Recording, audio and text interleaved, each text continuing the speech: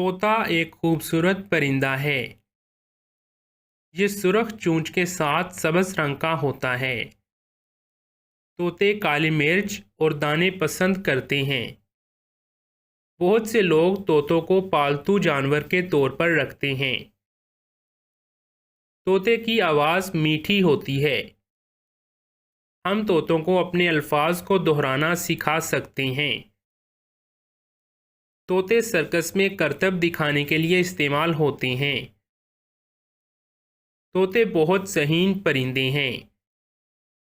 इन्हें पिंजरे में रखा जाता है।